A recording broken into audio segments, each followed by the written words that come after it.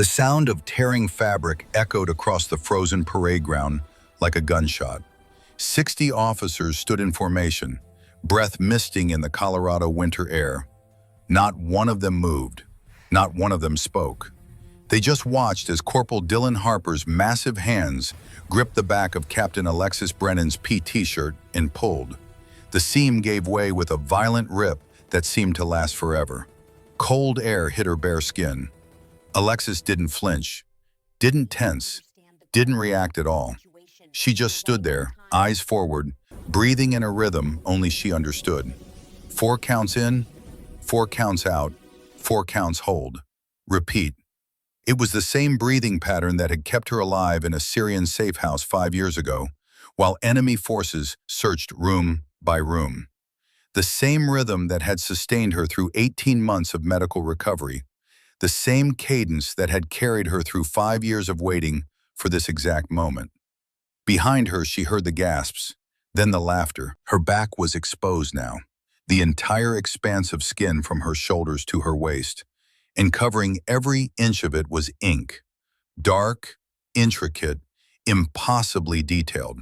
A massive bird of prey with wings spread wide, talons curled like weapons, beak sharp enough to tear flesh. Each feather was rendered so precisely that it seemed to catch the morning light, making the hawk appear almost alive. At the center of the bird's chest, text too small for most to read from where they stood. At the base of the wings, more text, a designation, a code that meant nothing to these people, but everything to the woman who wore it. Holy hell, that's one serious bird, someone in the second row, male voice, amused. Did she get that at a zoo? Another voice, louder now, emboldened by the first. Looks like she ran out of money halfway through. Laughter spreading like wildfire through the formation. Colonel Marcus Voss stepped back, arms crossed, satisfaction playing at the corners of his mouth. He was 52 years old, graying at the temples, with the kind of face that looked distinguished in photographs and cruel in person. He tilted his head as if studying a piece of abstract art he didn't quite understand. "Well, Captain Brennan," he said, voice carrying across the parade ground with practiced authority, "I must admit that is impressive, in a certain light." More laughter. 60 soldiers feeding off each other's cruelty the way soldiers sometimes do when given permission by someone in power. Voss moved closer, squinting at the small text near the bird's chest. He couldn't quite make it out from where he stood. What does it say? Something inspirational, I would wager. He raised his voice for the crowd. Live, laugh, love? The formation roared. Harper, still holding the torn fabric, grinned wide. His face was flushed, partly from cold, partly from the adrenaline of public humiliation. Looks like one of those wannabe operator tattoos, sir. You know the kind. People get them when they watch too many action movies. Voss nodded sagely, playing to his audience like a conductor leading an orchestra. Ah, yes, the "I wish I was a warrior" special. I've seen dozens of these, usually accompanied by a CrossFit membership and a lifted truck. He turned to address the full formation now, his voice taking on the weight of a man who believed himself untouchable. A man who had spent 30 years in uniform learning how to wield authority like a weapon. "Let this be a lesson," he said. "You can dress yourself up, you can ink yourself from head to toe, but you cannot fake what matters. Competence, experience, respect." He looked back at Alexis. His eyes were cold. His smile was cruel. And somewhere deep in that smile was something else. Something Alexis had been searching for. A flicker of nervousness he couldn't quite hide.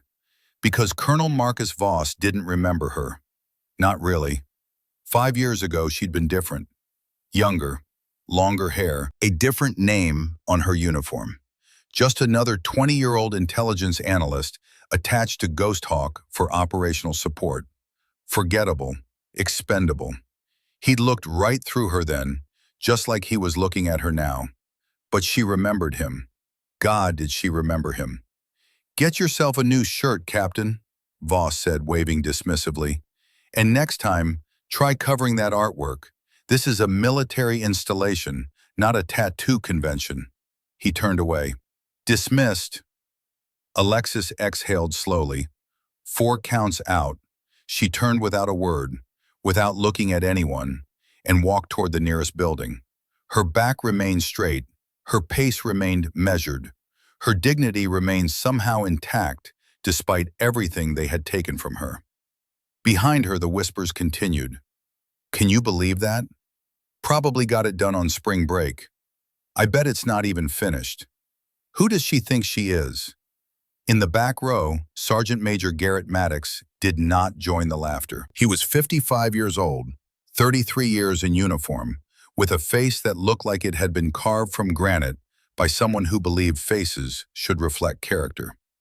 Gulf War veteran, 3 combat deployments, 2 Purple Hearts.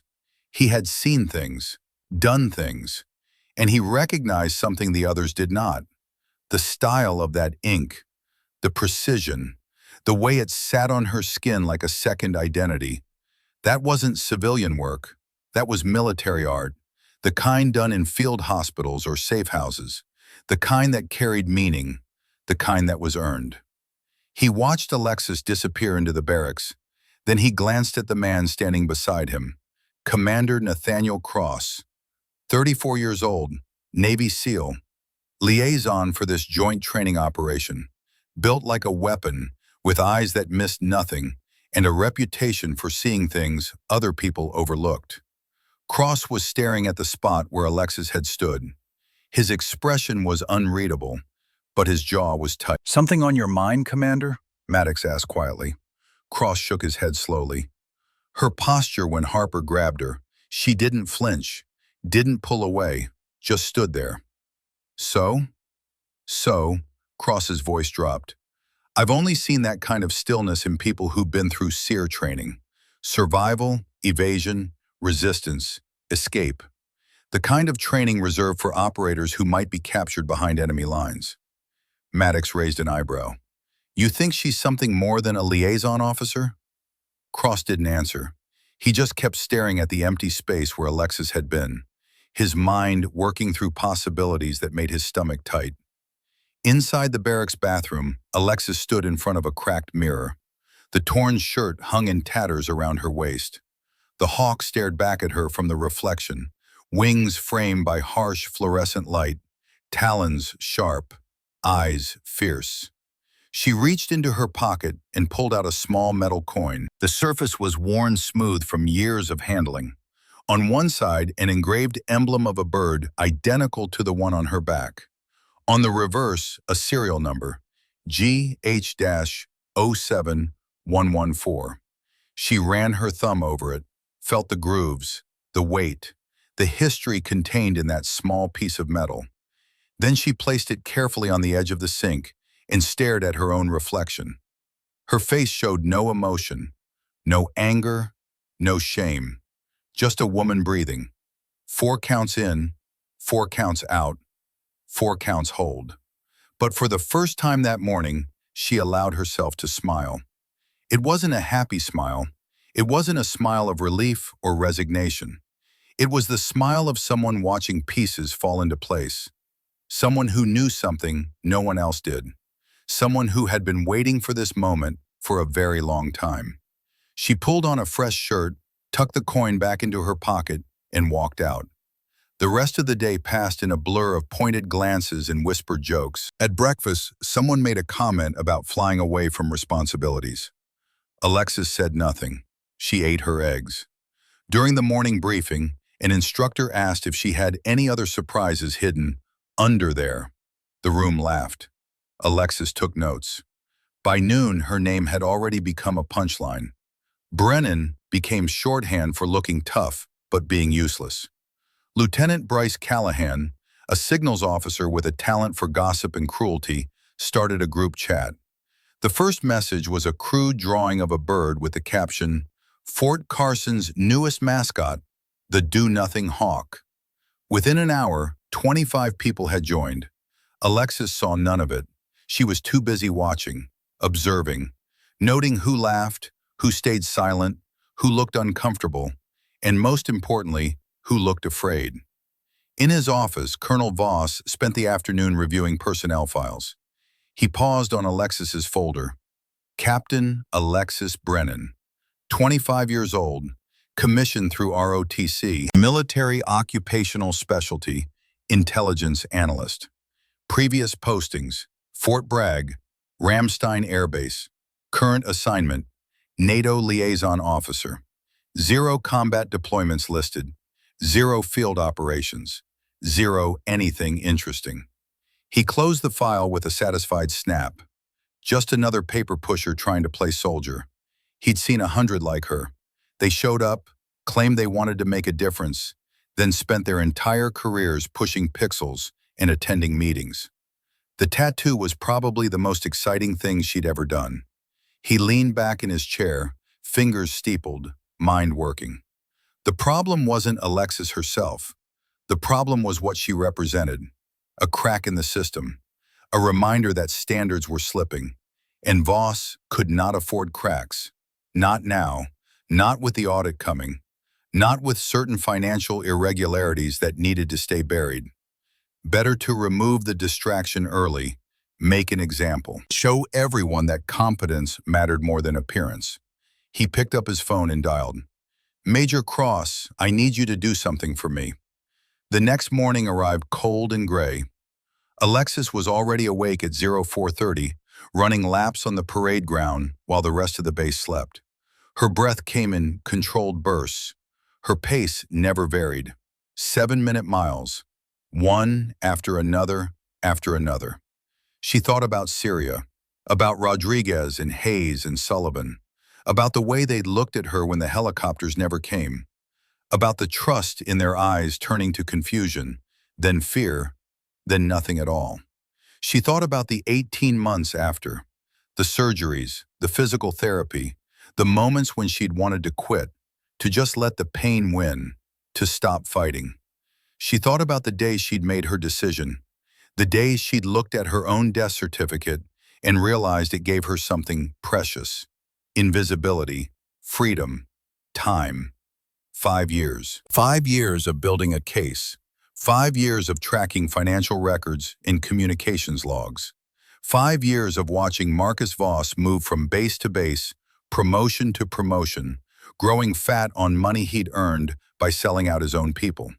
And now finally she was here, close enough to see him, close enough to make him pay. The mission briefing came at 0700. Voss stood at the podium, reviewing the day's training schedule. His voice carried the confidence of a man who believed himself untouchable. Alexis sat in the back row, taking notes, invisible. Callahan leaned over to the officer beside him. "Watch this." He raised his hand. "Colonel Voss, sir. Question about today's signals exercise." Voss nodded. "Go ahead, Lieutenant. Will Captain Brennan be participating? I want to make sure we have someone who can actually read the manual this time." Laughter rippled through the room. Voss smiled. "Captain Brennan will be assigned to administrative support. I believe that better suits her skill set." More laughter. Alexis did not react, did not look up from her notes, just kept writing. But Maddox, sitting 3 rows ahead, noticed something. Her pen had stopped moving. The page was blank. She wasn't writing. She was listening, recording every word in a memory that forgot nothing and forgave even less. 2 days later, the signals exercise began at noon. Specialist Evan Torres, the unit's primary cryptographer, had been scheduled to decode an encrypted message from a forward operating unit in Poland. Standard communication, routine work. Then Torres collapsed in the mess hall. Food poisoning, severe. He was rushed to the medical unit, vomiting and delirious. The message needed decoding within 20 minutes. It contained targeting coordinates for a live-fire drone exercise. If the coordinates were not decoded and transmitted in time, the exercise would be scrubbed. Voss saw an opportunity. He summoned Alexis to the communications center, his smile barely concealing his satisfaction. "Captain Brennan, Specialist Torres is incapacitated. You're the senior intelligence officer present. This message needs decoding." He gestured at the screen. blocks of seemingly random letters and numbers. Headquarters says they can send a replacement cryptographer, but it will take 45 minutes. We have 20. Can you handle it? The room was full of people, signals officers, technicians, all watching, all waiting to see her fail. Alexis looked at the encrypted text. Her expression remained neutral. I can try, sir. Voss's smile widened. Please do. He left the room. The clock started. Callahan stood nearby, arms crossed, grinning. Captain, if you need help, just say so. No shame in admitting this is over your head. Alexis didn't respond. She pulled a chair to the keyboard, stared at the message. 10 seconds passed. 20. Someone whispered, "She has no idea." Then Alexis's fingers started moving. She pulled up a blank document, began writing, not typing, writing, pen on paper, old school. Caesar variant, she muttered under her breath. Rotating key, timestamp seed. Callahan frowned. What? Alexis ignored him. She scribbled numbers, letters, cross-referencing them with the message timestamp. Her hand moved fast, confident, no hesitation. 3 minutes passed, then 5. The room was silent except for the scratch of pen on paper. At the 8-minute mark, Alexis stopped writing. She typed a long string of text into the decryption software. Hit enter. The screen flickered. Then clear text appeared. Coordinates, instructions, mission parameters, all correct. The technician stared. How did you? The message is decoded, Alexis said. She stood. Transmit to the exercise coordinator. She handed the paper to Callahan and walked out. Total time, 11 minutes 42 seconds. Callahan looked at the paper. It was covered in calculations, cipher wheels, frequency analysis, the kind of work that required years of cryptography training or field experience. He flipped the page. In the corner, barely visible, a small notation. 2 letters and a number. NH7. He stared at it. What did that mean? He took a photo with his phone, sent it to Maddox, found this on Brennan's work. Any idea what NH7 means? Maddox saw the message 30 seconds later. His stomach dropped. He forwarded it to Cross. Check this against your database search. Cross opened the image, zoomed in. NH7, Nighthawk 7. He pulled up the classified files, searched for the notation, and there it was. Nighthawk 7, call sign, Ghost Hawk Intelligence Cell Operator. Specialization, Signals Intelligence and Cryptography. Status, Killed in Action 2019. Cross's hands shook. He tried to access the full file. A red warning flashed across the screen. Access denied, clearance insufficient. He escalated the request to his SEAL Command liaison. 10 minutes later, his phone rang. Commander Cross, this is Captain Ashford, JSOC Operations. You just flagged a file that's been sealed for 5 years. Why? Cross chose his words carefully. I believe one of the operators listed as KIA may still be alive and currently operating under a false identity at this facility. Silence on the other end. Then, stay on this line. Do not discuss this with anyone. We're sending a team. Cross ended the call, looked at Maddox. This just got bigger than us. That afternoon, during an obstacle course drill, Private James Ortiz misjudged a wall climb. His hands slipped on the wet surface. He fell 12 feet onto gravel. The sound of breaking bone echoed across the training yard. Ortiz screamed. His left leg bent at an angle that made grown men look away. White bone protruded through skin. Compound fracture. Blood pooled beneath him, spreading fast. People froze. Someone yelled, "Medic!" But the medic was 300 yards away. Response time, 5 minutes minimum. Ortiz kept screaming, his voice raw, desperate. His teammates crowded around, unsure what to do. Panic spreading like a virus. Then Alexis was there. She dropped to her knees beside Ortiz. Her voice cut through the chaos. "Ortiz, look at me." He did, eyes wild with pain and fear. "Breathe with me." 4 counts in, she demonstrated. Slow, steady. Ortiz tried to follow, gasping. 4 counts out. His breathing began to steady, just slightly. Alexis was already moving. She pulled a small kit from her cargo pocket. Combat gauze, SAM splint, nitrile gloves. Where had she gotten those? Standard issue didn't include that level of medical gear. She snapped the gloves on. "This will hurt, but if I don't stabilize this now, you will lose the leg. Do you understand?" Ortiz nodded, tears streaming.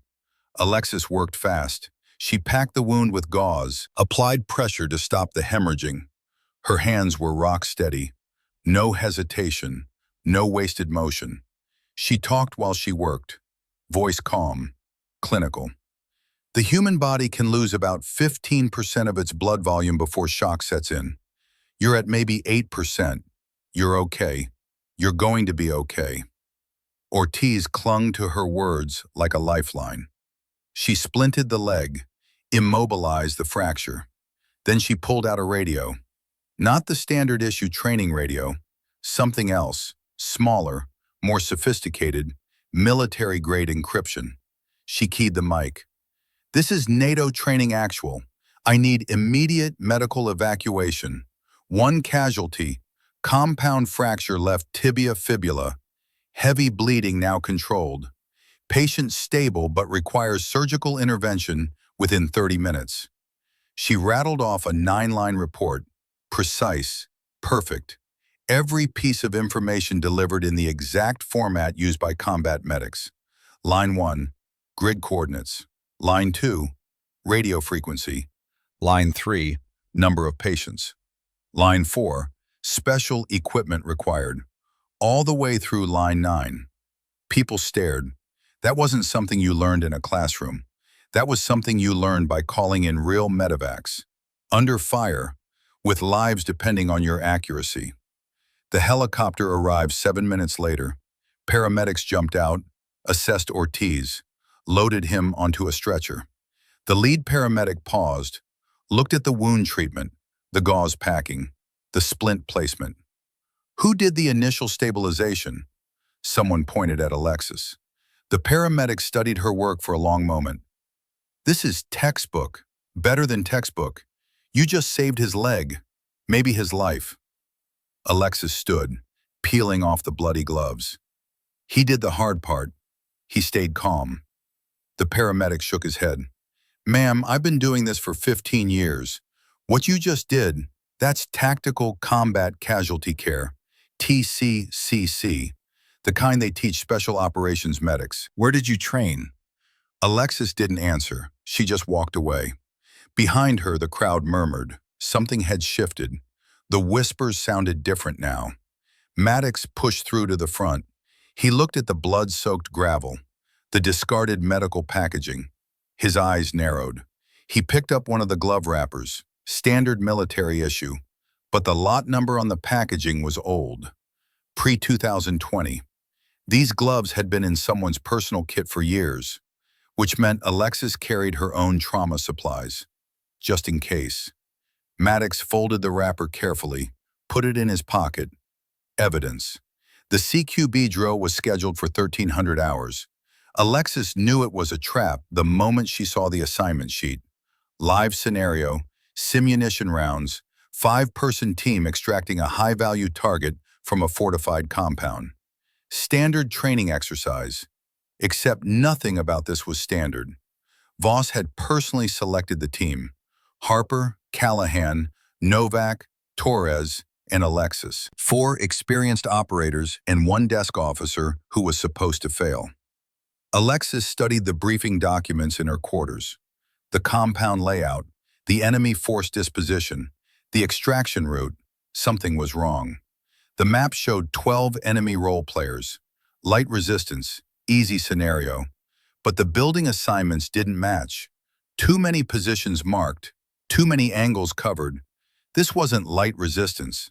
This was an ambush. Voss wanted her to fail. publicly, spectacularly, in a way that would justify removing her from the camp permanently. He didn't know she'd been waiting for exactly this moment. At 12:45, the team assembled at the staging area. Harper checked his weapon. His movements were mechanical. He hadn't looked at Alexis directly since the medical incident. Guilt did that to people. Torres loaded his magazines. Professional. Focused. He'd stopped making jokes about her 3 days ago. Private First Class Jake Novak stood apart, whispering with Torres. Uncertain. Alexis approached them. Something on your mind? Novak hesitated, then spoke quietly. Ma'am, this scenario doesn't feel right. The force ratio is off. Way off. Torres nodded. I pulled training records. This compound has never been used for a 5-person extraction. Minimum team size is 8. Always. Alexis looked at both of them. What are you saying? Someone wants this to go wrong, Novak said, and I think you're the target. Alexis didn't deny it. Will that change how you operate? Novak straightened.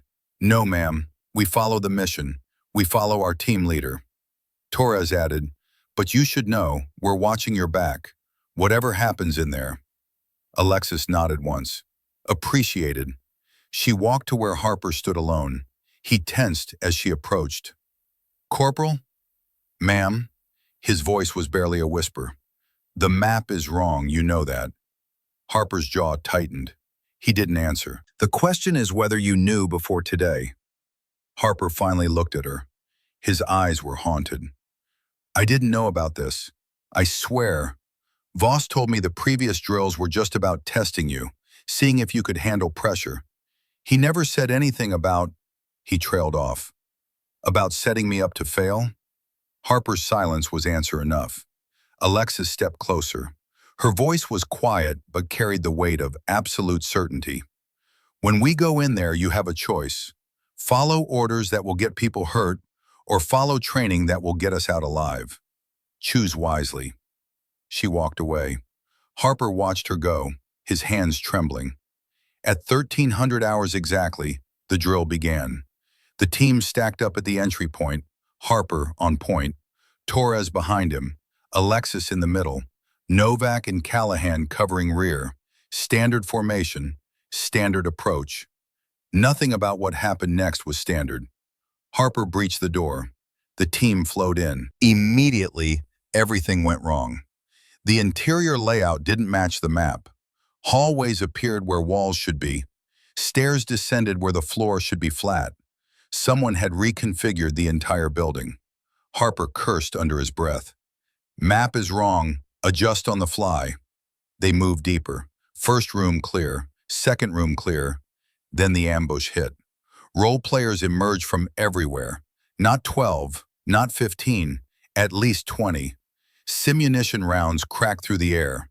Paint splattered against walls, against bodies. Torres took 3 hits to the chest. I'm out. Novak went down seconds later. 2 shots to the back. Dead. Callahan emptied his magazine, dropped 1 target, 2. Then his weapon clicked empty. I'm dry. Harper took a round to the shoulder. He stumbled, kept moving, but his rifle arm was compromised. 4 of 5 team members down or disabled. Only Alexis remained fully operational, and they were surrounded. Harper looked at her, panic in his eyes. Real fear now. We need to call it. Abort the drill. Alexis didn't move. Her eyes scanned the room, the angles, the positions, the timing. Her mind worked through the geometry of violence with a precision that came from experience these men would never understand. Radio check, she said. Harper keyed his mic. Static. Nothing but static. Comms are jammed, Torres said from where he lay on the floor, technically dead, but still observing. Someone's blocking our frequency. Of course they were. This wasn't a training exercise. This was an execution. Alexis made her decision. She reached into her tactical vest and pulled out a secondary radio. Different frequency, military-grade encryption, the kind that shouldn't exist on a training exercise. Harper stared. What is that? Alexis didn't answer. She keyed the mic. And when she spoke, her voice changed. No longer hesitant, no longer quiet, flat, cold. The voice of someone who had done this 100 times before. Nightingale 7 to Overwatch. Request immediate extract. Grid November Whiskey 4 721. 5 personnel plus 1 HVT. Heavy contact. Authentication. Tango Hotel November. Silence. Harper's mouth hung open. What the hell did you just... Then the radio crackled. A voice. Male. Calm. Professional. Nightingale 7, authentication confirmed. QRF inbound. ETA 90 seconds. Mark your position. Alexis pulled a chem light from her vest, cracked it. Green glow filled the room. Position marked, standing by. She lowered the radio. The team stared at her. Torres found his voice first. Ma'am, what just happened? Who did you call? Alexis's eyes never stopped scanning. Help. What kind of help has a 90-second response time? Alexis didn't answer. 60 seconds passed. The role players held their positions, uncertain. Something had changed. They could feel it. Then the wall exploded. Not the door, the wall. 4 operators breached through the concrete like it was paper. Breaching charges that lit up the room with flash and thunder. Full tactical gear, night vision goggles, suppressors on their weapons. No unit markings, no identification. They moved like ghosts. 2 role players tried to raise their weapons. They were on the ground before they could aim, paint rounds marking perfect center mass hits. The lead operator swept the room, identified the team, moved to Alexis. Nightingale 7, extraction authorized. Move now. Alexis grabbed Harper's arm. On your feet, Corporal. Harper stumbled up, still staring at the operators. Who are these people? Does it matter? Alexis pulled him toward the exit.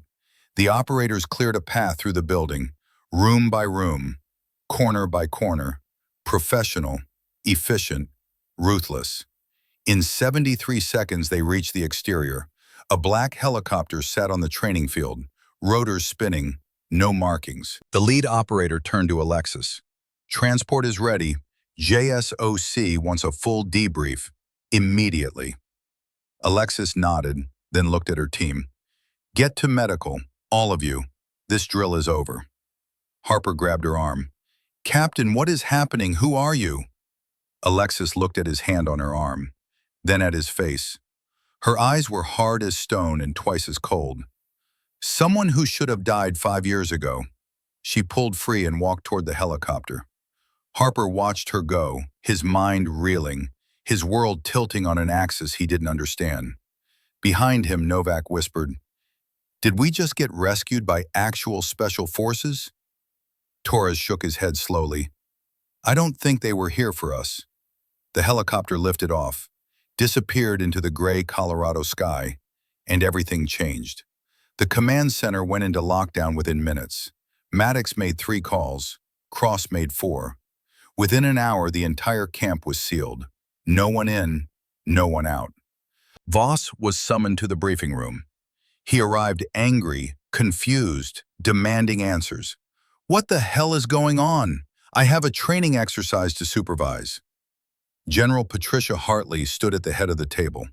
54 years old, gray hair pulled back severely, 3 combat deployments, 2 Purple Hearts, JSOC liaison, not someone who tolerated games. Colonel Voss, sit down. It wasn't a request. Voss sat. Hartley gestured to the screen behind her. Footage from the extraction drill played.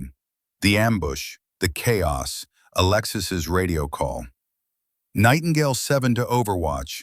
Request immediate extract. Voss's face went pale. Hartley paused the footage. Do you recognize that call sign, Colonel? Voss's voice was steady, controlled. Should I? Nightingale 7 was assigned to a Ghost Hawk intelligence cell operator in 2019, specialization in signals intelligence and cryptography. Hartley leaned forward. The operator was declared killed in action following an operation that was aborted in April 2019. An abort that you authorize, Colonel. Voss's hands clenched under the table. That operation was compromised. Intelligence indicated enemy forces had been alerted to our presence. I made the call to pull out. Standard procedure. 3 operators died during that extraction, Hartley said, because air support was pulled without warning, because exfiltration assets were redirected, because someone decided that mission was expendable. Voss stood. Are you accusing me of something, General? Hartley didn't blink. I'm asking you to explain why Captain Alexis Brennan, listed as KIA for 5 years, is currently walking around your training camp, and why she seems very interested in your command decisions. The room went silent. Cross stepped forward, placed a folder on the table. I accessed Ghost Hawk records this morning, required JSOC override. He opened the folder. The operation abort in 2019 happened 48 hours before the team was supposed to capture an arms dealer named Konstantin Petrov. He pulled out a document. The abort order came directly from you, Colonel. Reason listed, intel compromise. But there's no supporting documentation, no source, no evidence that the operation was actually blown. Voss's jaw tightened. My sources were confidential. I wasn't required to disclose. Maddox spoke next. Your sources were paid. He held up a printed document. I pulled financial records for a shell company registered in your wife's maiden name. April 8, 2019. 2 days before the abort order. Deposit of $200,000. Origin, a holding company linked to Petrov's network. The room went cold. Voss's face shifted from pale to red. That's absurd. You have no proof that money was... The transfer code matches deposits to 3 other officers who were later convicted of corruption, Cross said quietly. Same network, same pattern, same buyer. Hartley stepped forward. Colonel Marcus Voss, you are hereby relieved of command pending investigation. Military police are waiting outside. You will surrender your credentials and accompany them to detention. Voss looked around wildly, searching for allies, finding none. This is insane. You're basing this on circumstantial evidence and the word of someone who's supposed to be dead. Not just her word, Cross said. He pulled out his phone, played an audio file. Voss's voice, clear and unmistakable. Captain Brennan needs to go. I don't care how you do it. Reassign her. Fail her. Make her life miserable until she requests transfer. Just get her out of my camp. Major Cross's voice on the other end.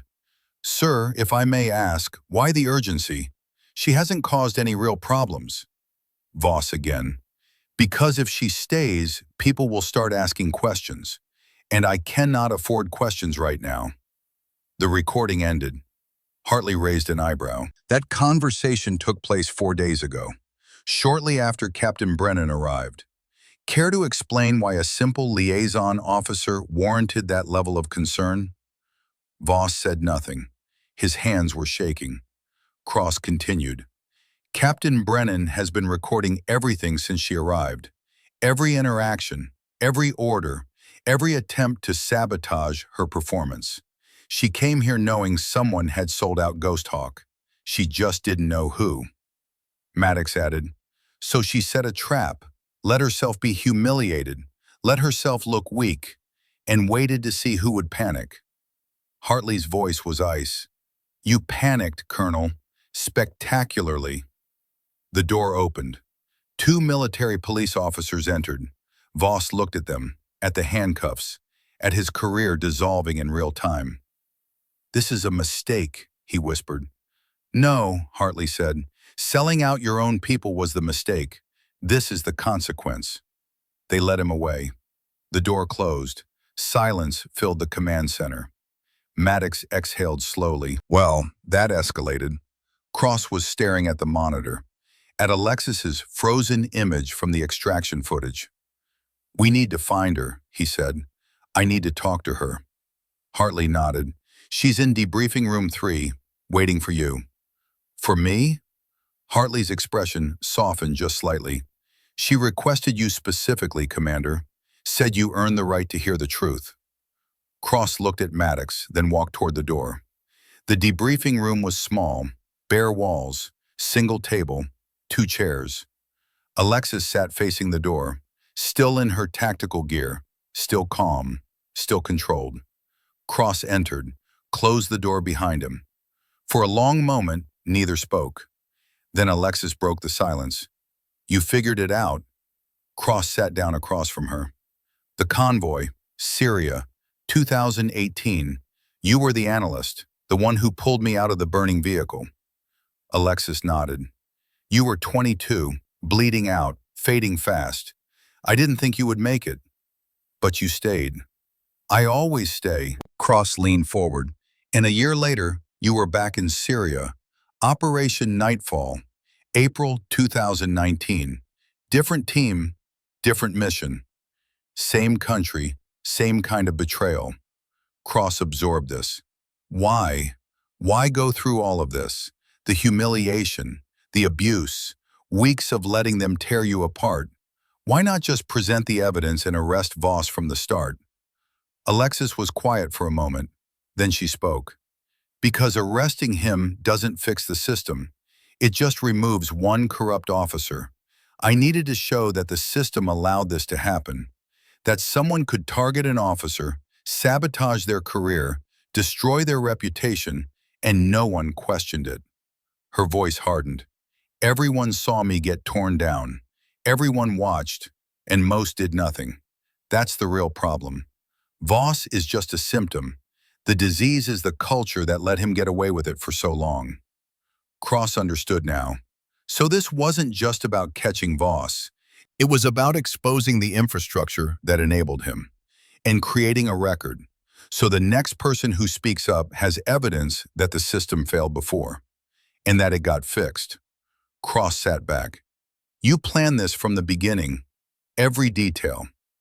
I had 5 years to plan, 5 years of being dead, 5 years of watching people like Voss get promoted while my teammates rotted in unmarked graves.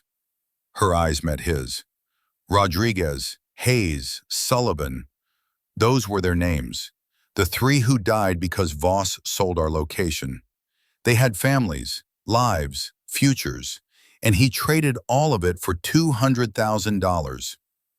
Cross's throat tightened. I'm sorry. Don't be sorry, be better. Make sure it never happens again. The words hung between them, heavy, true. Then Cross asked the question he'd been carrying since that day in Syria. When you pulled me out, you said something. I've never forgotten it. Alexis waited. You said, not today, not on my watch. What did you mean? Alexis looked at her hands, scarred, calloused, the hands of someone who had saved lives and taken them. I meant exactly what I said. That day wasn't going to be your last, because I decided it wouldn't be. Because some things are worth fighting for, even when the odds say you shouldn't. Cross felt something shift in his chest, something that had been broken for years, finally settling into place. Thank you, he said, for everything. Alexis nodded. You turned out okay, Commander. That's all the thanks I need. She stood. Now I have paperwork to sign, reports to file, and a network to burn down. Cross stood with her. What do you mean? Alexis walked to the door, paused with her hand on the handle. Voss was just a customer. Someone was selling, and I intend to find them. She opened the door. Ramstein Air Base, Germany. That's where the trail leads next. Cross watched her go, and he understood. The hunt wasn't over. It was just beginning. Harper sat alone in his quarters, staring at the wall. The camp was on lockdown, Voss arrested, military police everywhere. But none of that seemed real compared to what he'd witnessed. His hands had not stopped shaking since the extraction drill. He kept replaying it. The moment Alexis pulled out that radio, the way her voice changed, the operators who breached through solid concrete like it was cardboard, and her words, someone who should have died 5 years ago. A knock at his door made him jump. It's open. Maddox entered, closed the door behind him. "Corporal, we need to talk." Harper stood, came to attention out of habit. "Sergeant Major." Maddox waved him down. "At ease, this isn't official." He pulled up a chair, sat across from Harper. "You tore her shirt, day one, on Voss's orders." Harper's face crumpled. "I know, God, I know. I haven't slept since." "Why did you do it?" Harper was silent for a long moment. Then the words came out, rushed, desperate. "Voss told me she was trouble, said she had connections, that she was trying to expose training deficiencies to make him look bad. He said if we pushed her hard enough, she would request transfer and the problem would go away." Maddox listened without expression. "I didn't question it," Harper continued. "He was my commanding officer. I trusted him. And she looked so weak, so harmless. I thought it wouldn't matter." "It always matters." Harper's voice broke. His face went pale. "I know that now. I watched her save Ortiz's life. I watched her decode that message in 11 minutes. I watched her call in special forces like she was ordering pizza. And I realized," he stopped, swallowed hard. "I realized I helped destroy someone who was better than any of us. Because I was told to. Because I didn't think." Maddox stood, walked to the window. "She's not pressing charges." Harper looked up. "What?" "General Hartley offered. Alexis declined. Said you were following orders from someone you trusted. Said that doesn't make it right, but it does make it understandable." Harper's eyes went wide. "Why would she do that? After everything I did?" Maddox turned back. "Because she's not interested in punishing foot soldiers. She's hunting the people who give the orders, the ones who profit from corruption, the ones who trade lives for money." He moved toward the door. "You have a choice now, Corporal. Live with what you did or do something about it." "What can I do?" Maddox opened the door. "Testify. Tell the investigators everything Voss ordered you to do. Every detail, every conversation. Help her finish what she started." He left. Harper sat in the silence. Then he reached for his phone, dialed the JAG office number. "This is Corporal Dylan Harper. I need to make a statement about Colonel Voss, about everything." Across the camp, Callahan was having a very different reaction. He had deleted the group chat, scrubbed his phone of every joke, every meme, every cruel comment about Alexis. It wouldn't be enough. He knew that. Someone knocked on his door. He opened it to find Torres standing there. "We need to talk." Callahan let him in. "If this is it's about survival," Torres cut him off. "Yours and mine. We both said things, did things that are now going to be part of an official investigation." Callahan's stomach dropped.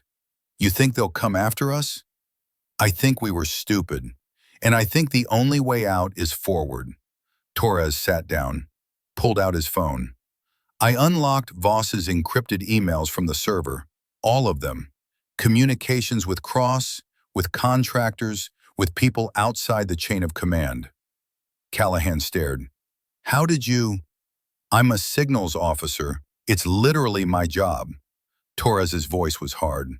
"Voss used me to monitor communications. I thought I was helping catch security leaks. Turns out I was helping him cover his tracks." "What are you going to do?" Torres stood. "Turn it all over. Every email, every file, every dirty secret he thought was buried." He walked to the door, paused. "Alexis Brennan spent 5 years planning this. 5 years pretending to be dead. 5 years waiting for the right moment. And we spent 2 weeks making her life hell because someone told us to." His voice cracked. "She saved Ortiz's leg, maybe his life. And we called her a mascot. We laughed at her tattoo." He couldn't finish. Callahan spoke quietly. "What was the tattoo? Really?" Torres looked back. "Ghost Hawk. It was a unit insignia. The operators who wear it completed 3 successful covert missions. The people who earn that ink are the ones who go where no one else can, who do what no one else will." He opened the door. She was a hero, and we treated her like garbage. He left. Callahan sat alone in the dark. Then he pulled out his phone, started typing. A message to Alexis, direct, simple. Captain Brennan, I have no right to ask for forgiveness, but I want you to know that I will cooperate fully with the investigation, and I am sorry for everything. He hit send. 3 hours later, a reply came. Received. Thank you for your honesty.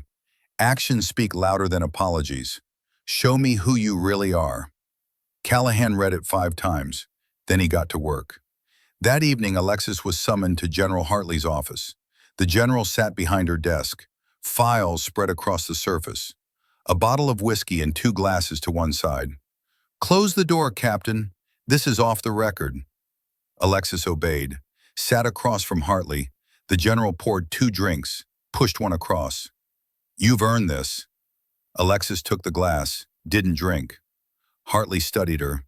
5 years. You spent 5 years building this case, living as someone else, watching from the shadows. That takes a special kind of patience. Patience is just anger that learned to wait. Hartley smiled, thin, knowing. I read your real file, the one behind the redactions.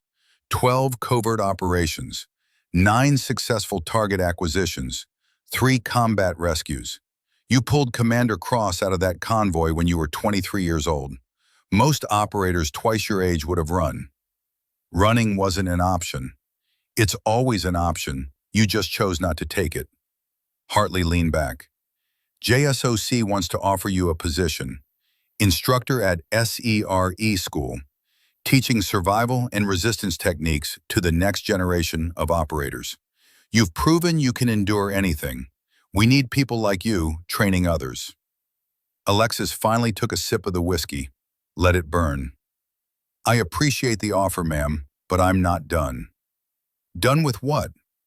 Alexis set the glass down. Voss was one man, one customer in a network that spans multiple bases, multiple countries, multiple years.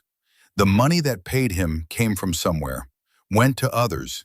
There are people still in uniform right now who sold out their own soldiers for profit. Her voice hardened. I have names, locations, financial trails, and I intend to follow every single one. Hartley was quiet for a long moment. That kind of operation requires authorization, resources, support. I know. And you're asking me for them? I'm telling you I'll do it anyway, with or without support. The only question is whether JSOC wants to help or stay out of my way. Hartley laughed, genuine, surprised. You have guts, Captain. I'll give you that. She opened a drawer, pulled out a folder. This arrived 2 hours ago. Encrypted transmission from JSOC command. She slid it across the desk. Alexis opened it, read the contents. Her expression didn't change, but her hands tightened on the paper. Phase 2, she said quietly. Operation Nightfall continues. Hartley nodded. You have authorization to pursue the network. Full JSOC backing. Whatever resources you need. She stood, walked around the desk, put a hand on Alexis's shoulder. But Alexis, this is personal for you. I understand that. Rodriguez, Hayes, Sullivan, they were your family, and Voss helped kill them. Her voice softened. Don't let vengeance consume you. Justice and revenge are not the same thing. One builds, the other destroys. Choose wisely. Alexis looked up at her. I chose a long time ago, ma'am. I chose justice, even when it would have been easier to disappear, even when every part of me wanted to put a bullet in Voss's head and walk away. She stood. I didn't do this for revenge. I did it so no one else has to lose what I lost. So no other team gets sold out by someone they trusted. So the next Alexis Brennan doesn't have to spend 5 years pretending to be dead. Hartley nodded slowly. Then go finish what you started. And when it's done, there's a teaching position waiting, if you want it. Alexis walked to the door. Thank you, General, for everything. Thank me by coming back alive. Later that night, Cross found her at the motor pool. She was loading a vehicle, spare clothes, medical supplies, communications equipment, everything she would need for the next phase. "You're leaving." It wasn't a question. Alexis didn't stop packing. Early morning, before sunrise, Cross leaned against the vehicle. "Ramstein, that's the first stop. There are 3 more after that." "How long?" Alexis paused, finally looked at him. "However long it takes. Weeks, months. There's no timeline for this kind of work." Cross was quiet for a moment, then he reached into his pocket, pulled out a small object, a challenge coin, SEAL team insignia on one side, his unit number on the other. "Take this." Alexis looked at the coin. "I can't accept. You saved my life. 7 years ago, in a burning vehicle. You pulled me out when you could have left me. You stayed when running would have been smarter. This coin is the only thing I have that means anything." He pressed it into her hand. "Take it. And when things get dark, when you're alone and exhausted and wondering if any of it matters, look at it. Remember that you made a difference, that someone is alive because of you." Alexis closed her fingers around the coin. The metal was warm from his hand. "Nathan." "My name is Nathan." Alexis smiled, faint, real. "Nathan, thank you." Cross stepped back. "Promise me something." "What?" "When this is over, when you burn the whole network down, take a break, rest. Let someone else carry the weight for a while." Alexis didn't answer. Cross sighed. "You're not going to promise, are you?" "I don't make promises I can't keep." She finished loading the vehicle, closed the rear door.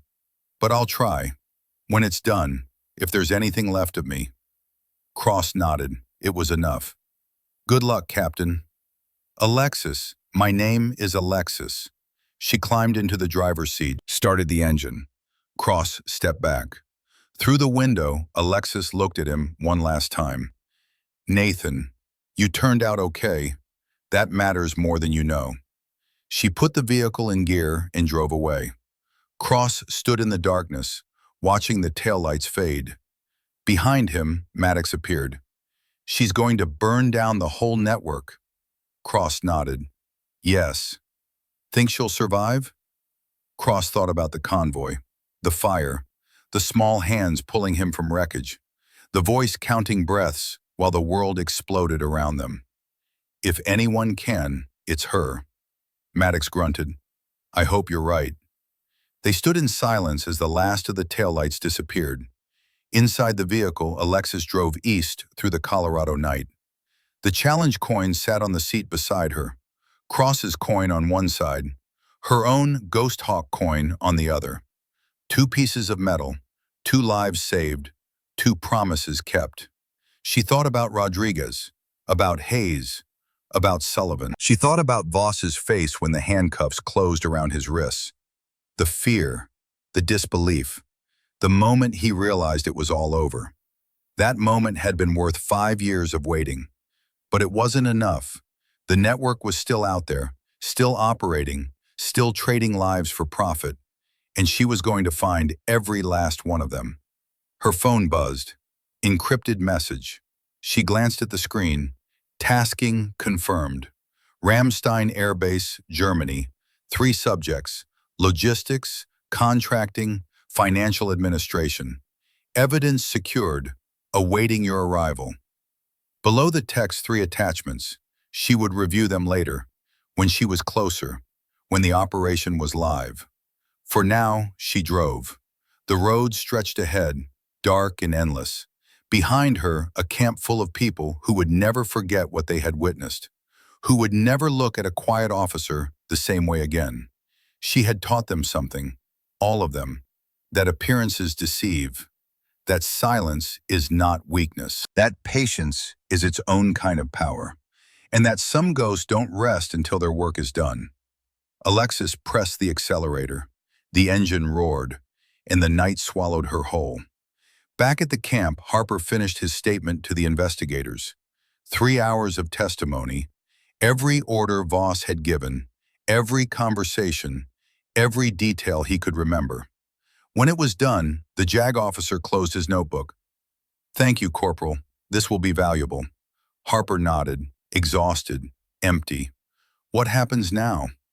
Now we build a case. Voss will face court-martial.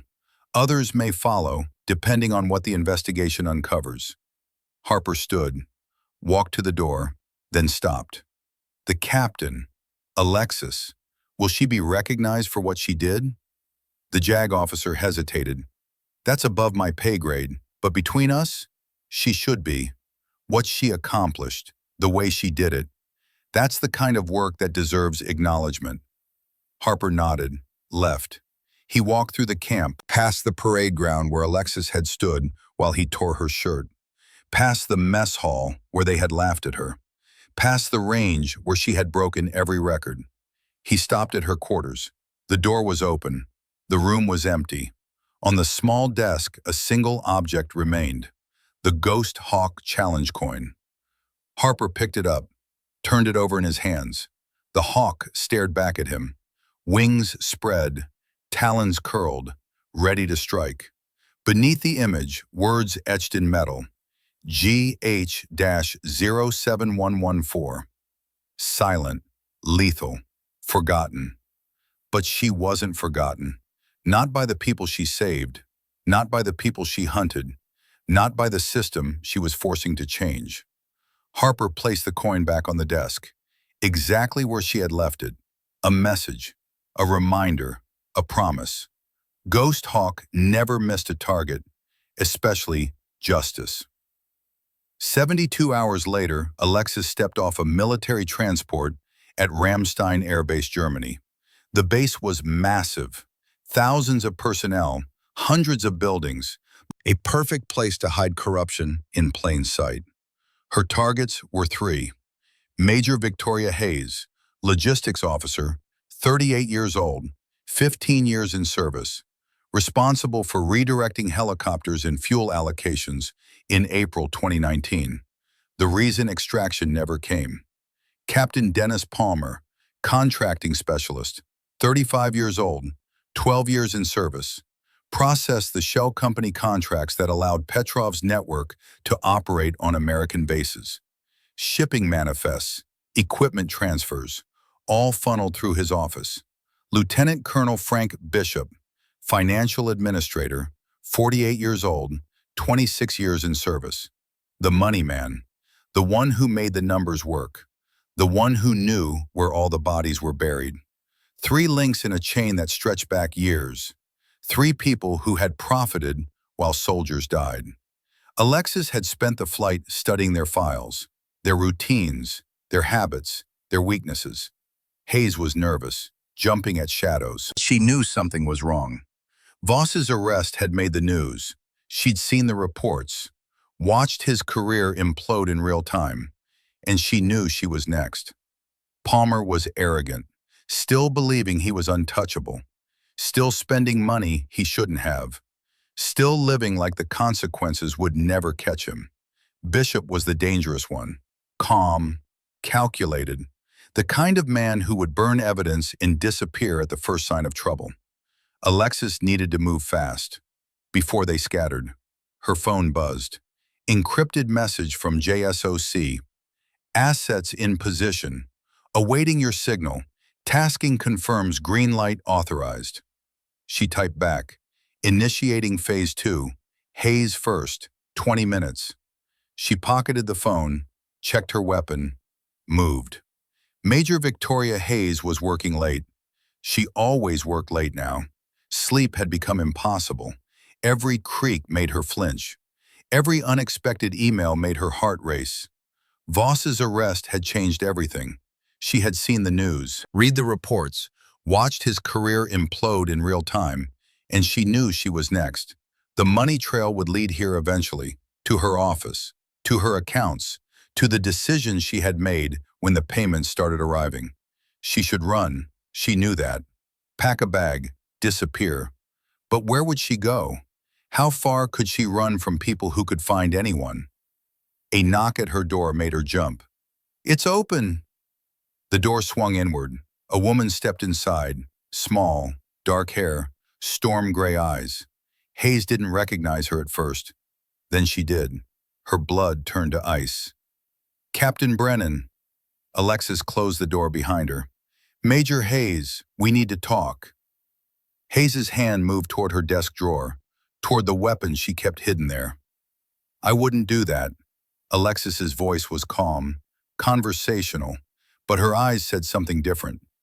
Hayes's hand froze. How did you get on base? Security should have... Security sees what they expect to see. A liaison officer with valid credentials. Nothing suspicious. Alexis sat down across from Hayes, casual, relaxed, like they were having coffee. You know why I'm here. Hayes swallowed hard. I don't know what you're talking about. April 2019, Ghost Hawk Intelligence Cell. Operation Nightfall. You handled logistics for the extraction that never happened. Hayes's face went white.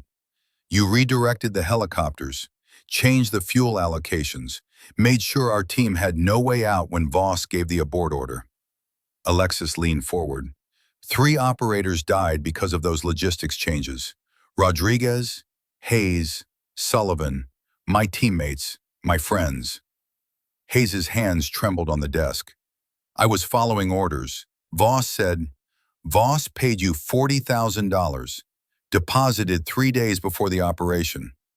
Hayes closed her eyes. I didn't know they would die, I swear.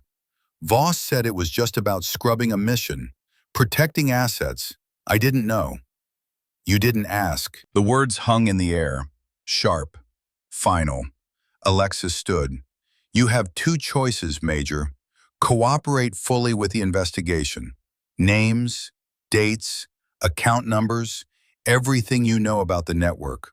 Or spend the next 20 years in a military prison wondering if it was worth $40,000. Hayes looked up, broken, beaten.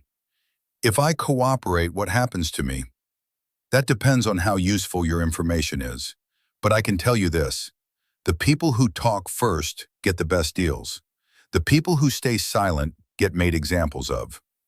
Alexis walked to the door. You have 1 hour to decide. Use it wisely. She left. Hayes sat alone, trembling. Then she reached for her phone, started typing. Everything she knew, everything she had done, everything she had hidden for 5 years. The first domino fell. Captain Dennis Palmer was at the officers' club when they found him, 3 drinks in, laughing with friends, living large on money that wasn't his. He didn't see Alexis until she was standing right next to him. Captain Palmer, a word. Palmer looked up, annoyed at the interruption. Do I know you? You're about to. She showed him her credentials. JSOC Special Investigations. The color drained from his face. What is this about? Somewhere private, now. Palmer excused himself from his friends, followed Alexis to a quiet corner. Listen, whatever this is, I'm sure there's been some mistake. Konstantin Petrov. Palmer stopped talking. You processed the contracts that allowed his shell companies to operate on American bases. Shipping manifests, equipment transfers, all funneled through your office. Alexis pulled out her phone, showed him the evidence, bank records, transaction logs, his signature on documents that should never have existed. I've been building this case for 5 years, Captain. You're not a big fish. You're bait. The question is whether you want to help me catch the real targets or go down with them. Palmer's arrogance crumbled. They'll kill me. If I talk, they'll try, but I've kept myself alive for 5 years against people who wanted me dead. I can do the same for you, if you cooperate.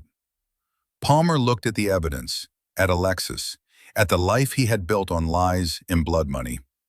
What do you need? Bishop, how do I get to him? Palmer hesitated, then spoke.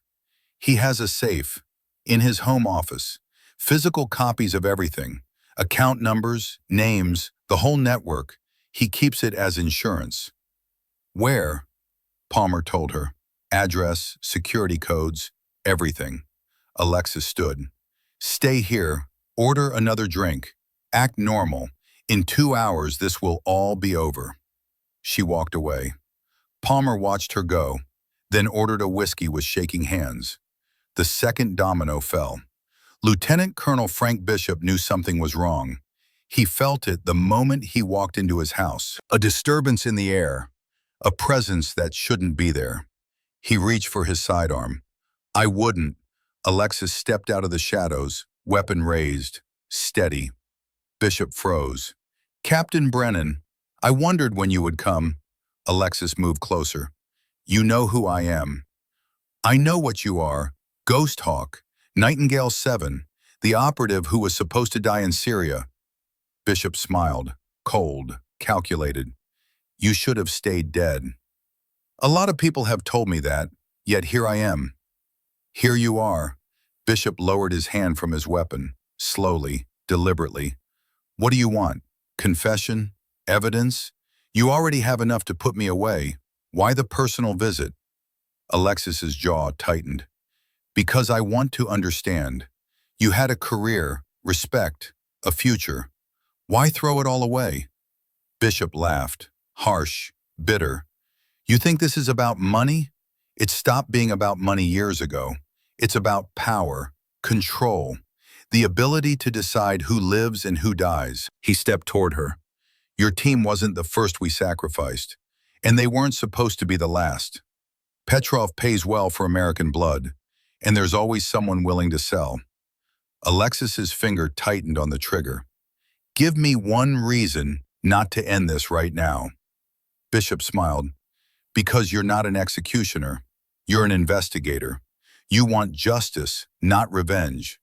That's what makes you predictable. That's what makes you weak. Alexis lowered her weapon. Bishop's smile widened. Then Alexis spoke. You're right. I'm not an executioner. Bishop's expression shifted. But they are. The front door exploded inward. 4 operators in full tactical gear flooded the room. The same team from the extraction drill, JSOC's finest. Bishop tried to run. He made it 3 steps before they had him on the ground, hands cuffed behind his back, face pressed into the floor. Alexis knelt beside him. You were right about one thing, Colonel. I want justice. But justice doesn't mean I have to do everything myself. She stood. Take him, and get the safe, everything inside. The operators complied. Bishop was dragged out, screaming threats, making promises, offering money. No one listened. The third domino fell, and the network crumbled. The next 6 hours were chaos. Arrests across 3 countries, 12 officers, 8 contractors, 4 civilian accomplices, bank accounts frozen, evidence seized, testimonies recorded. By dawn, it was over. Alexis stood outside JSOC headquarters in Germany, exhausted, empty, done. The adrenaline that had sustained her through 5 years of planning, through weeks of humiliation, through 72 hours of hunting, had finally burned out. What remained was a woman who had forgotten how to be anything except a weapon. General Hartley found her there, standing in the early morning light, watching the sun rise over a foreign country while her own remained an ocean away. It's finished, Alexis nodded. The network is destroyed. Every link, every connection, every person who profited from selling out their own people. Hartley stood beside her. Voss's court-martial is scheduled for next month. He'll spend the rest of his life in military prison. Same with Bishop. Hayes and Palmer are cooperating. They'll get reduced sentences in exchange for testimony. Alexis said nothing. Hartley continued. The families of Rodriguez, Hayes, and Sullivan have been notified. Posthumous commendations, full military honors.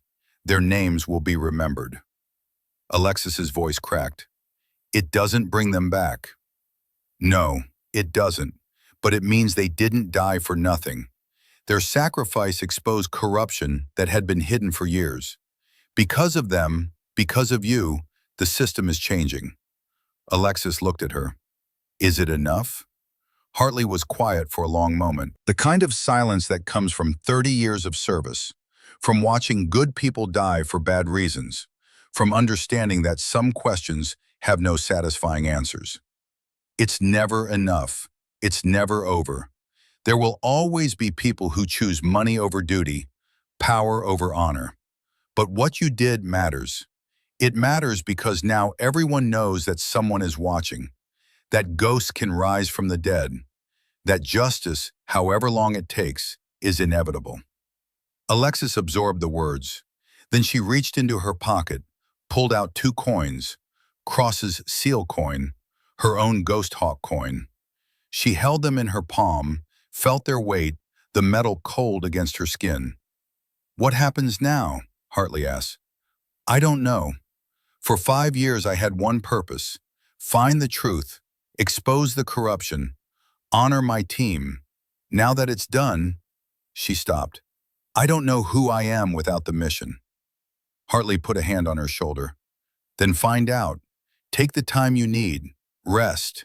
Heal. And when you're ready, there's a place for you here. Teaching. Training. Passing on what you know to the next generation." Alexis pocketed the coins. "Maybe. Someday.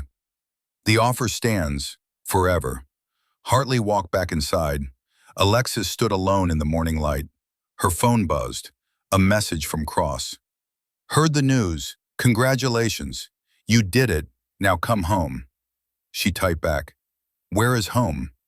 His reply was immediate. "Wherever you decide it is.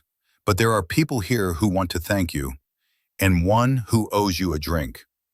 Alexis smiled. Faint. Real. She booked a flight. The camp had changed in her absence. New leadership, new protocols, new training focused on accountability and transparency. Voss's office was empty, his name removed from every door, his legacy erased like he'd never existed at all. Alexis walked through the grounds, past the parade square where she had been humiliated, past the range where she broke records. She passed the medical station. Through the window, she saw Private Ortiz walking without crutches. His gait was still uneven, but he was walking. He saw her, snapped to attention, saluted with a kind of precision that said he'd been practicing. She returned it, kept walking. Some debts, she thought, didn't need words. People recognized her now. They didn't laugh. They saluted. She found Harper waiting outside her old quarters, standing at attention, his face drawn with exhaustion that comes not from lack of sleep, but from carrying guilt too heavy for one person to bear. "Captain Brennan." "Corporal, at ease." Harper relaxed, but his posture remained formal, respectful. "I wanted to say thank you for not pressing charges, for giving me the chance to make things right." Alexis studied him.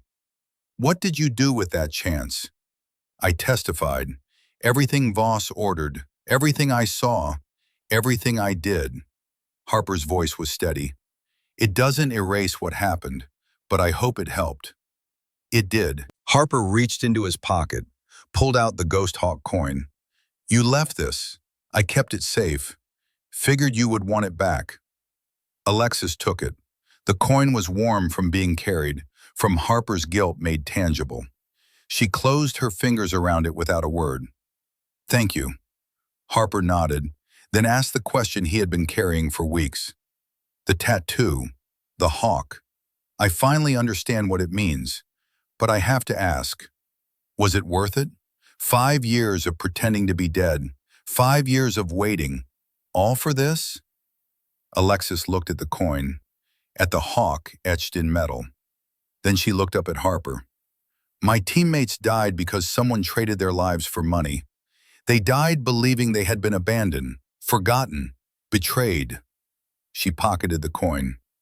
"Now the world knows what happened. Now their families have answers. Now the people responsible are paying for their crimes. Was it worth it?" Pause. "Every single day." She walked away. Harper watched her go, then returned to his duties. A different man than he had been, changed by what he had witnessed, what he had done, what he had learned. Alexis found Cross at the motor pool, same place where she had left him weeks ago. He was leaning against a vehicle, arms crossed, waiting like he had all the time in the world. You came back. You asked me to. Cross straightened, walked toward her. I heard what you did. Bishop, Hayes, Palmer, the whole network. 12 arrests across 3 countries. They're calling it the biggest corruption bust in military history. Alexis shrugged. They had it coming. That's one way to put it. They stood in silence for a moment. 2 people who understood each other in ways words could not capture. 2 people bound by fire and blood and the debt that comes from saving someone's life. Then Cross spoke. What now? Alexis took a breath, let it out slowly. Hartley offered me a teaching position, SEER school, training the next generation. Are you going to take it? Maybe, someday. But first, she pulled out both coins, held them up.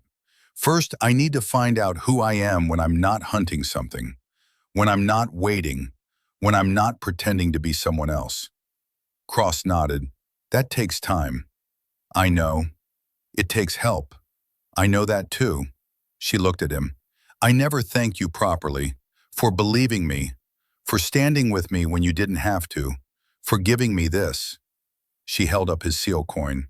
You saved my life in ways you don't understand. You don't have to thank me, Cross said.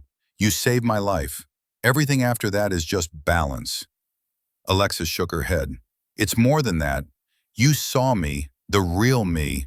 When everyone else saw a target, a joke, a mascot, you saw a soldier. That matters more than you know. Cross's voice was rough. You made it easy. You showed us who you really were. We just had to be paying attention. Alexis smiled. Nathan. Alexis. She handed him back his coin. Keep this. I have mine, and I have something better now. What's that? She looked across the training field. Soldiers ran drills in the fading daylight, their voices carrying on the cold air. The base was alive, functioning, continuing.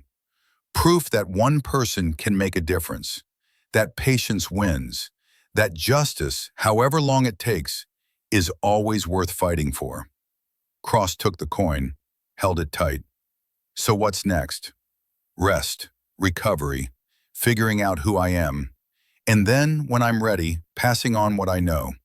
Making sure the next generation of operators knows what it means to serve with honor. To never abandon their own. To never stop fighting for what's right. Cross nodded. Sounds like a plan. It's a start. They stood together, 2 people who had found something worth fighting for.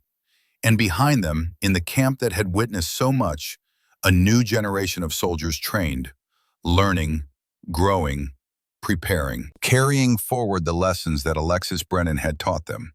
That appearances deceive, that silence is not weakness, that patience is power, and that some ghosts never rest until their work is done. 1 week later, Alexis stood at Arlington National Cemetery. The morning was cold. Gray clouds hung low. Rain threatened but held back, as if the sky itself understood the solemnity of what was happening here. 3 headstones stood in a row, fresh flowers placed by families who had waited 5 years for this moment. Sergeant Michael Rodriguez, Specialist Jennifer Hayes, Corporal David Sullivan. The headstones had been updated, no longer read KIA Classified Operation. Now they said what they should have said from the beginning. KIA Operation Nightfall, Heroes Who Served in Silence. Families stood nearby. Rodriguez's mother, white-haired and bent with grief that had aged her beyond her years. Hayes's husband, still wearing his wedding ring, holding their daughter's hand. Sullivan's brother, a Marine who had spent 5 years wondering if his little brother's death meant anything at all. Alexis approached slowly. She wore her dress uniform. Every ribbon, every qualification, no longer hiding who she was or what she had done. Rodriguez's mother saw her first. The old woman's eyes widened, then welled with tears. You're her, the one who... She couldn't finish. Alexis nodded. Yes, ma'am. The old woman moved forward, wrapped Alexis in an embrace that smelled of lavender and grief and gratitude. Thank you. Thank you for not forgetting him. Thank you for making them pay. Hayes's husband was next, then Sullivan's brother. One by one, they thanked her, held her, cried with her. When it was over, Alexis approached the headstones alone.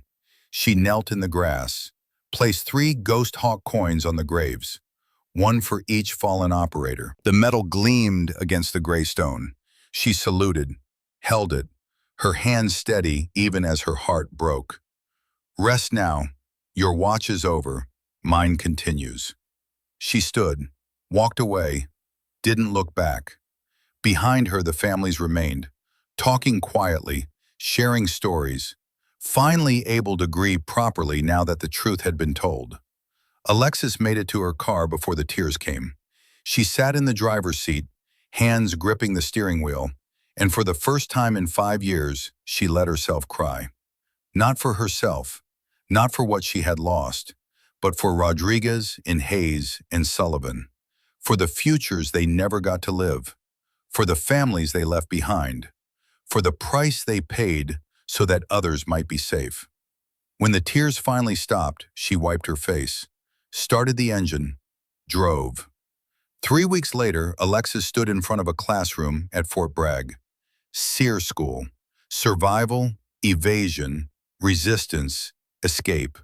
The course that trained operators to survive behind enemy lines, to endure capture, to resist interrogation, to never give up no matter what.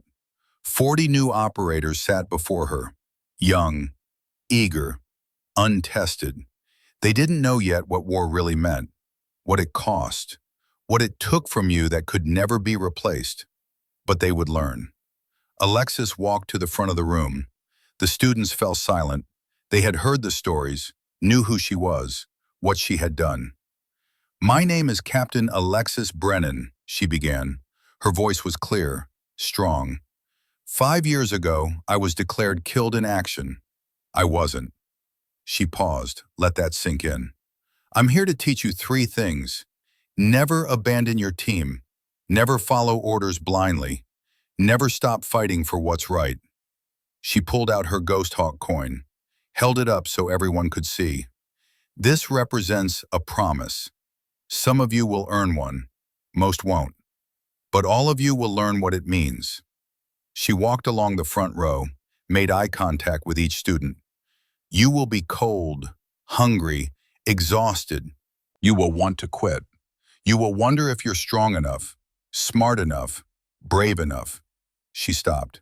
The answer is, you won't know until you're tested, until everything is taken from you except the choice to keep going or give up. That's when you find out who you really are. A hand went up in the back. Young kid, maybe 22, looked like he still believed war was glorious. Ma'am, is it true you spent 5 years hunting the officer who betrayed your team? Alexis met his eyes. Yes. Was it worth it? The question hung in the air. The same question Harper had asked. The same question she had been asking herself. Alexis thought about Rodriguez's mother, about Hayes's daughter, about Sullivan's brother finally getting closure. Worth is measured in lives saved and systems changed. My team died because someone chose money over honor. Now that network is destroyed. Now the next team has a better chance. Now the next operator who speaks up has proof that the system can work. She walked back to the front. So yes, it was worth it, but not because I got revenge, because I got justice. And justice always matters. No one spoke. 40 faces stared at her, absorbing every word. Alexis smiled. Now, let's talk about survival breathing techniques. 4 counts in, 4 counts out, 4 counts hold. This rhythm saved my life more than once. It might save yours too. She began the lesson, and for the first time in 5 years, Alexis Brennan felt like she was exactly where she was supposed to be. That night, alone in her office, Alexis reviewed the day's progress reports. The students were good, raw, but good. They had potential. With proper training, some of them might become the kind of operators who could make a real difference. Her phone buzzed. Encrypted message from JSOC. She almost didn't open it, almost deleted it without reading. She had told herself she was done, that she would teach, would heal, would finally learn to be something other than a hunter. But curiosity won. She opened the message. New tasking available. Petrov Network, Asia branch. 4 targets identified. Singapore, Tokyo, Manila, Bangkok. Financial records indicate ongoing operations. JSOC authorization available upon request.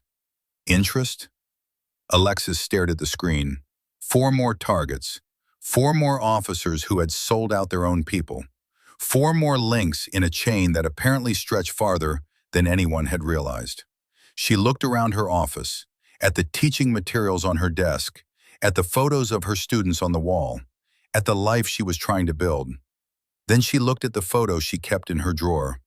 Rodriguez, Hayes, and Sullivan, taken 3 days before they died, all of them smiling, young, alive, full of a future that would never come. She thought about Maddox's Gulf War stories, about Cross's seal coin, returned but never forgotten, about her own Ghost Hawk coin, worn smooth from 5 years of holding it like a prayer. She thought about the promise she had made, not to them because they were dead, but to herself, to never let another team suffer the same fate, to never stop fighting until the whole rotten network was gone. Alexis opened her drawer, pulled out fresh, tactical gear. She didn't reply to the message immediately. Instead, she walked to the window, looked out at Fort Bragg at night, at the soldiers still training, at the lights burning in barracks and offices, at the machine of military life that never stopped, never slept, never quit. Some fights, she realized, were never truly over. They just evolved, changed shape, moved to new battlegrounds, but the choice remained the same. Fight or walk away. Hunt or hide. Justice or peace. She picked up her phone, typed a response. Affirmative. Send target packages. Will deploy within 48 hours after arranging instructor coverage. She hit send. Then she pulled out a notepad, started making lists. What she would need, who she would contact, how she would approach each target. The old familiar feeling returned. The focus, the clarity, the sense of purpose that came from knowing exactly what needed to be done and having the skills to do it.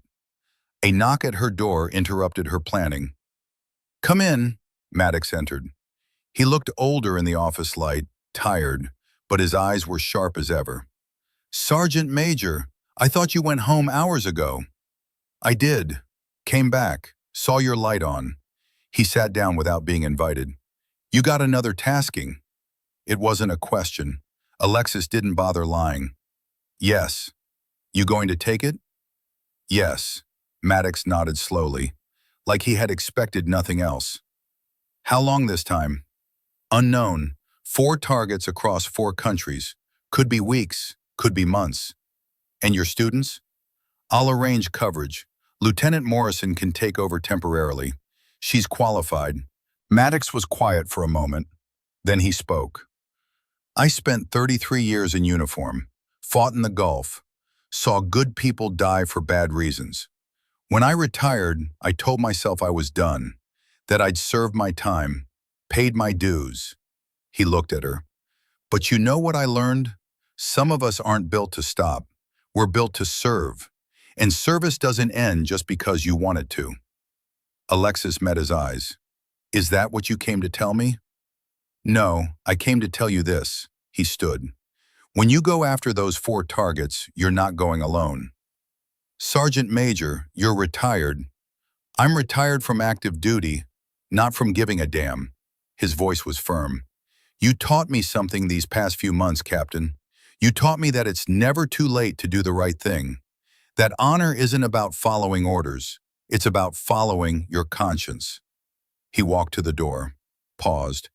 "I may be too old to kick down doors, but I can still work comms, still analyze intelligence, still watch your back from a distance." He looked back at her. 5 years you did this alone. You don't have to anymore." He left before she could respond. Alexis sat in the silence, staring at the door, feeling something shift inside her chest, something that had been frozen for 5 years beginning to thaw. She wasn't alone anymore. She had Cross, who owed her his life and would never forget it. She had Maddox, who saw in her a chance at redemption. She had Harper and Torres and even Callahan, who had learned the hard way what it meant to choose the right side. She had a network of her own now, not built on money or corruption, built on trust and honor and the kind of bonds that form when people face darkness together and choose to fight instead of run.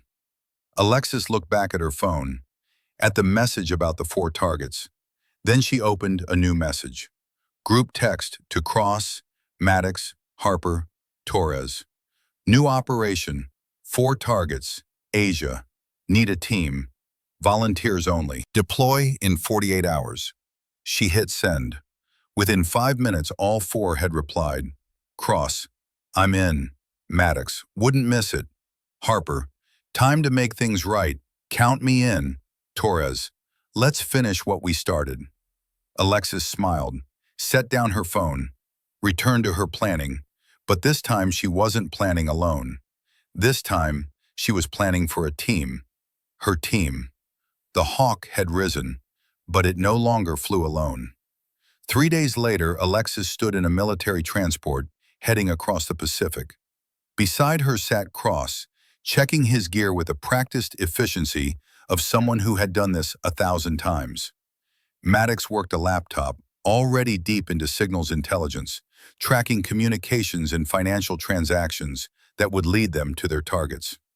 Harper and Torres sat across from them, quiet but focused. They had volunteered knowing what it meant, knowing the risks, choosing honor over safety. Alexis looked at each of them, her team, her tribe, the people who had chosen to stand with her when they could have walked away. Listen up, she said. What we're doing isn't official. JSOC has authorized it, but if things go wrong, they'll deny everything.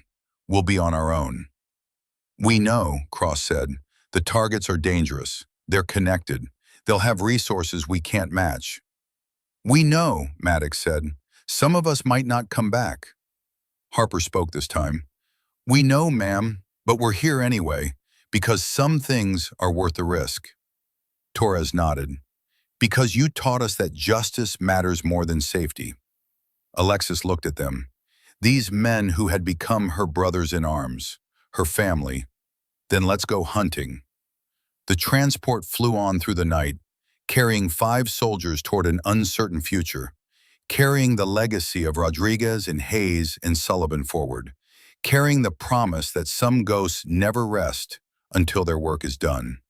And in the darkness below, 4 targets went about their lives, unaware that the ghost hawk was coming, unaware that justice, however long delayed, was inevitable, unaware that some debts can only be paid in truth and blood in the relentless pursuit of what is right. The hawk circled in the darkness, silent, lethal, never forgotten. And the hunt continued. For those who serve in silence, who fight in shadows, who never leave anyone behind, the mission never truly ends. It just evolves, adapts, continues. And somewhere in the night, Alexis Brennan smiled, because she had finally learned the truth that had eluded her for 5 years. She wasn't hunting for revenge anymore. She was hunting for something better. For a world where the next generation of soldiers wouldn't have to choose between following orders and doing what's right. Where corruption couldn't hide behind rank and authority. Where honor meant something again. That was worth fighting for. That was worth everything. The transport disappeared into the darkness, and the ghost hawk flew on.